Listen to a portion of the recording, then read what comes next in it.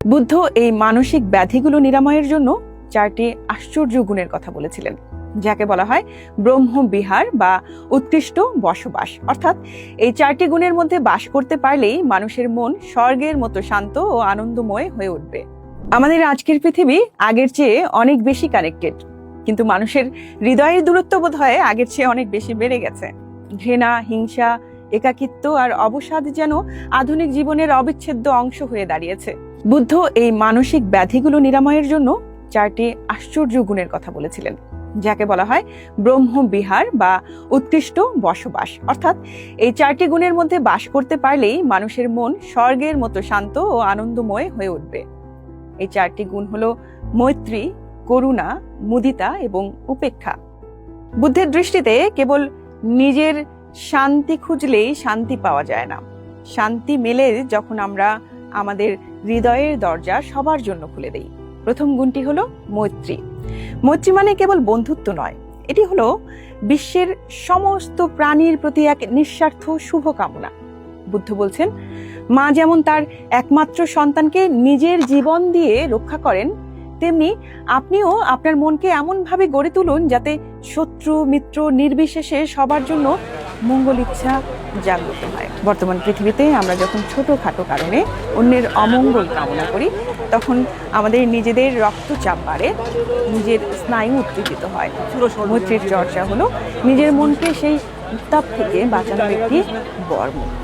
যখন আপনি সবার ভালো চান, তখন আপনার নিজের মন সবার আগে শান্ত হয়। দ্বিতীয় গুণটি হলো করুণা। করুণা মানে হলো অন্যের দুঃখ দেখে বিচলিত হওয়া এবং তা দূর করার ইচ্ছা পোষণ করা। বুদ্ধ নিজে ছিলেন করুণার মূর্ত প্রতীক। তিনি রাজপ্রাসাদ ছেড়েছিলেন মানুষের দুঃখ দূর করার উপায় খুঁজতে।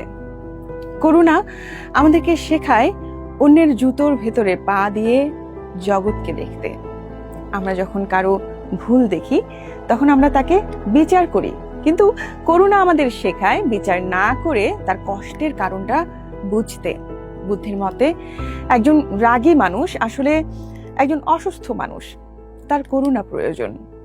এই দৃষ্টিভঙ্গি আমাদের সামাজিক সংঘাত কমিয়ে দেয় এবং সম্পর্কের গভীরতা বাড়ায়। তৃতীয় গুণটি হলো মুদিতা বা সমানুভব আনন্দ। এটি আজকের যুগে সবচেয়ে কঠিন। অন্যের সাফল্যে বা সুখে আনন্দিত হওয়াই হলো মুদিতা। আমাদের মনে যখন ঈর্ষা জন্ম নেয়, তখন আমরা অন্যের আলো দেখে নিজের অন্ধকারকে প্রকট করি। কিন্তু মুদিতা আমাদের শেখায় অন্যের সুখে ভাগ বসাতে। আপনি যদি অন্যের সাফল্যে আনন্দিত হতে পারেন, তবে আপনাকে নিজের সুখের জন্য আলাদা পরিশ্রম করতে হবে না। জগতের সমস্ত আনন্দই তখন আপনার আনন্দ হয়ে ওঠে।